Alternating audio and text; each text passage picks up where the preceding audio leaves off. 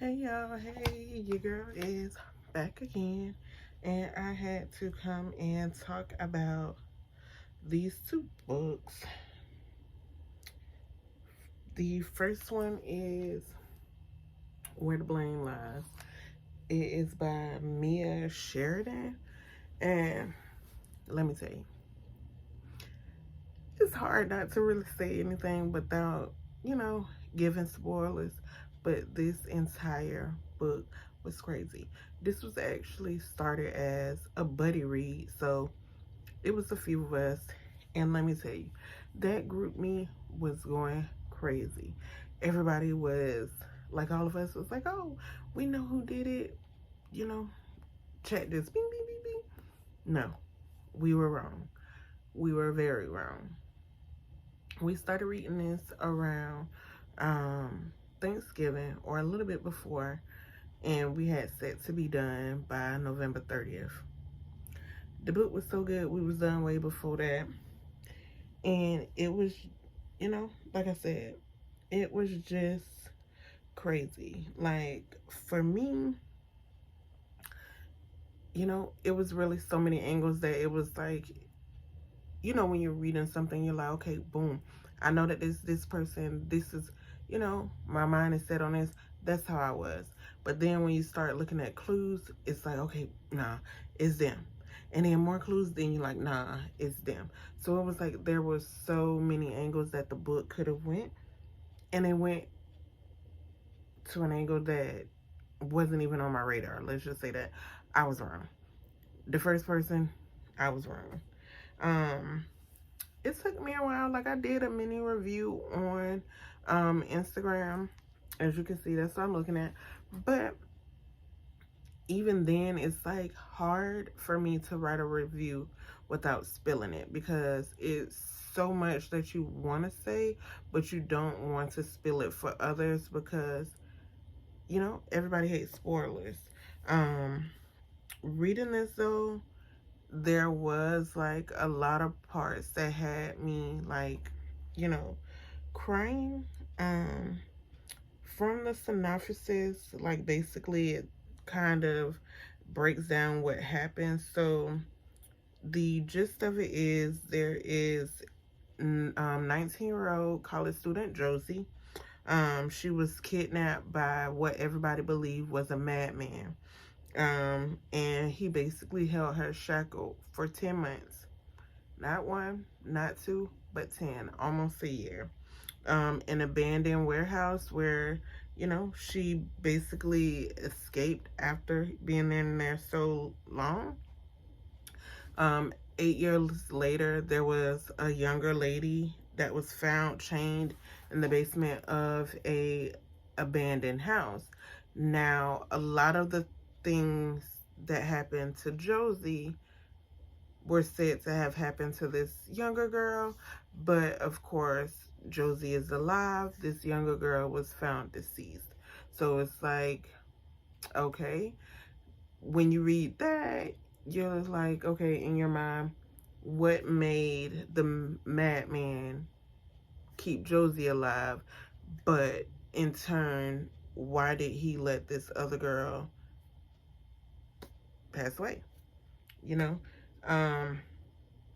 So there is a police detective, Zach, and now, because this is 8 years later, Zach is actually a detective now, but 8 years before, when this had happened to Josie, he was actually a rookie that stood guard outside of her hospital room. So when he, gets all of the information on this new case, his mind immediately goes to Josie, because he wants to, know, okay, is she okay?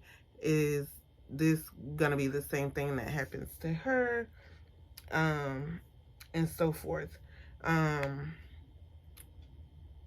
From what they know, and of course I'm not spoiling, it's in a synopsis, but from what everyone knows, that allegedly Josie's attacker died by suicide 8 years ago.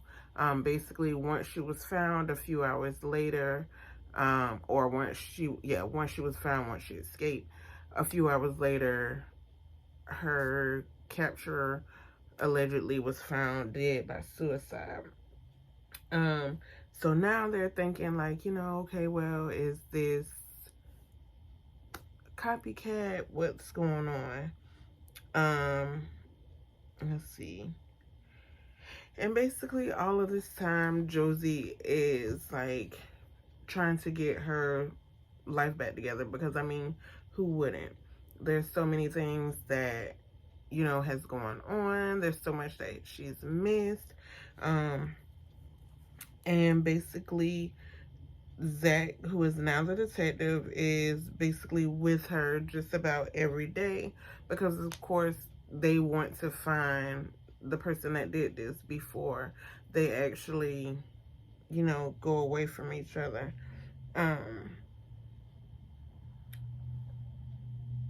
There's so many plots and twists though that, like, when you read this you're gonna be like, what the hell? Because it was, listen, it was nuts. Like, there, and in this, and where the blame lies, because like I said, it's two. Where the blame lies, there are just crazy. Like, you really wouldn't expect it. And it's like body after body turning up. And it's like, when you read something, you're like, okay, why all of a sudden is just everything happening like this? So you're kind of trying to piece everything together, but you don't, and you won't. Then the second book is going to be Where the Truth Lies. So basically in this one,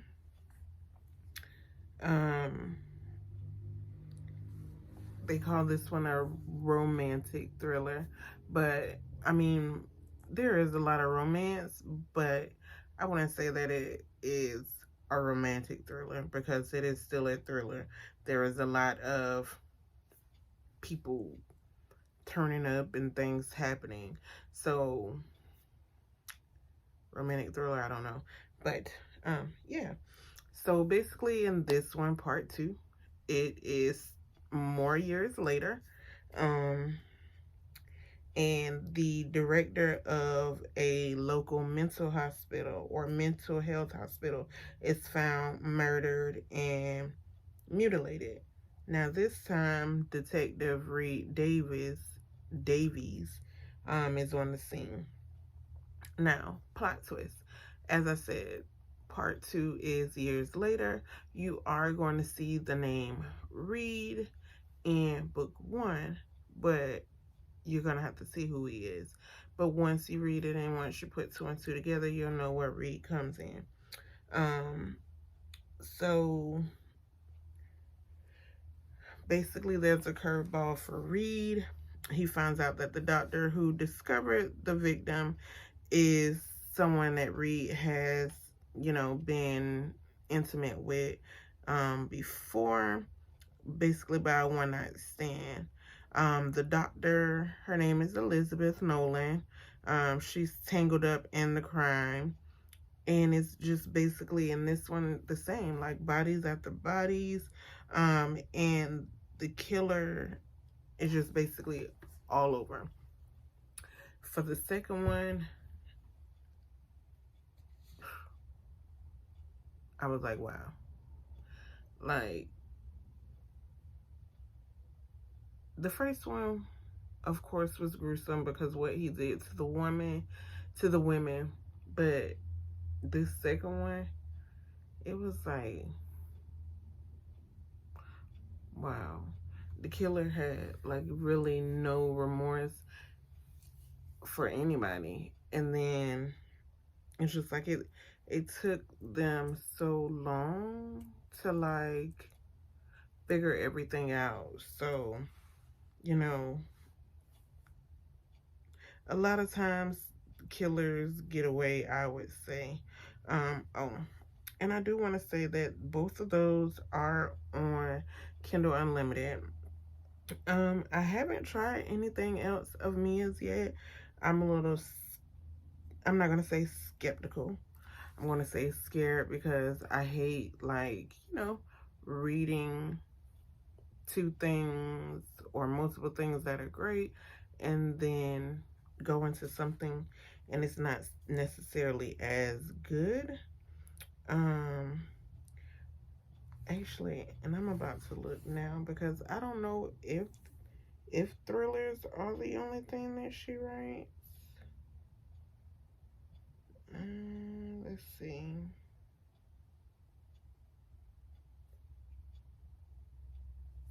Oh no, it looks like she has a romance. Excuse me. What is this?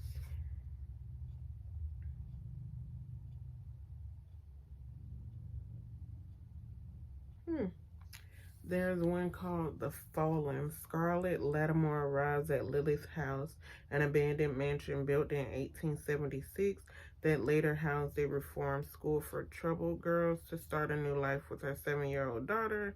But between the nearby town with the strange, disconcerting feel, the deputy sheriff, who is equal parts intriguing and suspicious, and the discovery that their new house holds a dark and violent past.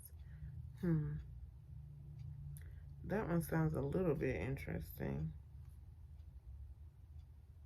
Camden stood at the window, a cup of coffee in one hand, watching it. I wouldn't listen to that on there. Yeah, I don't know. I think I might just leave it where it's at.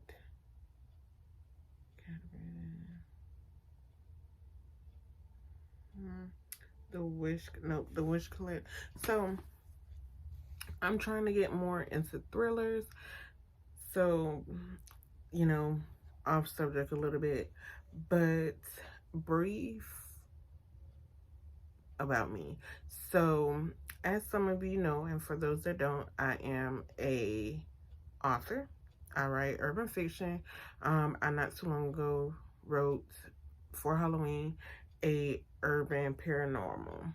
So for me, I normally, or before I found Bookstagram, I was normally sticking to urban romance. As far as what I read, urban romance, urban fiction. I had never dabbed into fantasy. Never really read paranormal. Just because those weren't quite my thing. But like I said, for Halloween, I did write a urban paranormal, which did really well. If you want to check that out, I would link it in the description. But that one is Halloween and Little Hetty with a Haitian. So anyway, so just recently when I found Bookstagram, I basically started reading YA. Even when I was younger, I never really read YA. So kind of when I started, I actually found like a few people from Booksta around like Halloween, I do believe. And like I would send them post different stuff. And listen, from October the 28th, I went, so from October the 28th, I purchased maybe like, I think I said like 5 or so books that I had saw. And then I went on a book ban on November the 1st. However, I think it was like 2 days in November, I purchased a couple of books from Book Outlet, and those were about 10 or so books each. And then I was gifted a few. So from October the 20-ish, I'm gonna say like the 27th-ish maybe, until we're gonna say the end of November, I went from 0 YA, 0 everything, like all of my books, like I said. So all of my books that are on this shelf where my TV is are basically memoirs, like from Gucci Mane, because I love him. I have Tiffany Haddish. I have Gabrielle Union, 2 of her books. And then I can't think of the other name, but then the rest of the books are urban. So this entire cart, this row goes back twice, and then this row are all YAs, thrillers, different things. And then I have a quick turn bookshelf right there that are full of thrillers and YA. So like I've been telling everybody, I'm trying to expand my palette. I did start with a fantasy book. I can't remember what day in November, but I did start Blood Like Magic with a few, two of my friends, Read with G and Bria's book. Follow them as well on IG. But we did start Blood Like Magic. Read with G dropped out on us. I'm still halfway done. It's a good book. However, I think what has kind of pushed me back from the book is the way that her self-esteem, like Voya's self-esteem in that book, is cringeworthy.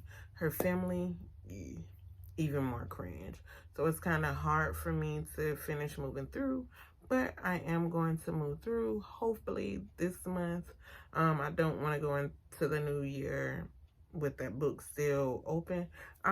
Like I said, I am, I think my audiobook says I'm like 55 in. So like I'm there, I just haven't fully, finished. But I am trying to open my palette, like the YA books. I love them because I have 2 daughters. So some of the books that I've purchased, they've either picked out with me, or once they, came on my cart or came on my shelf, they're like, oh yeah, I'm going to read this too.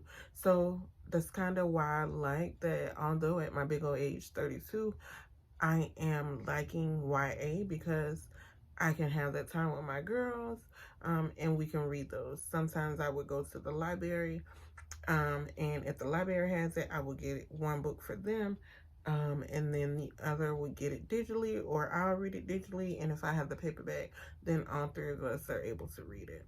I just feel like that is much better for us. But like I said, I'm trying to, expand my palette and get there. I'm slowly, going into the fantasy. I do have a few fantasies. I have The Beast of Prey, which I am very, very much excited to read this, even though this is a big book. I'm hoping that it's a little bit more appealing to me than Blood Like Magic. I do have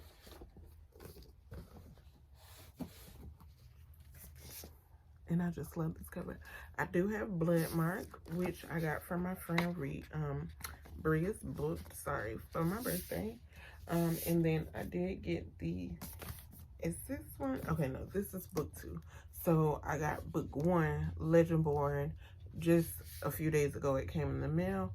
I did get that as a add-on from book of the month. So I do have the whatever is complete of this that I'm going to give a try. I have the Poison Heart, but that's on the back and I don't want to pull those out. Oh, I do have this as well. I can't wait to read this either. Oh, there we go. I do have the Poison Heart, and then I have the second part of the Poison Heart on my Kindle.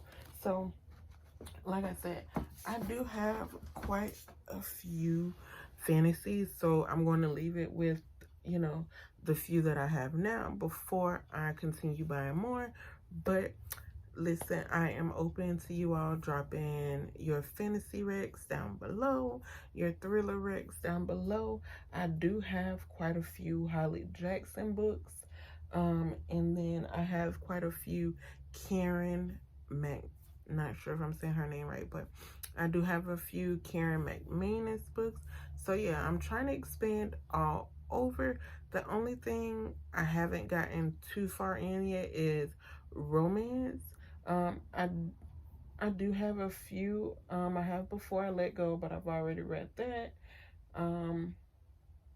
Yeah, so just trying to expand slowly but surely. So we're gonna have to see how it goes.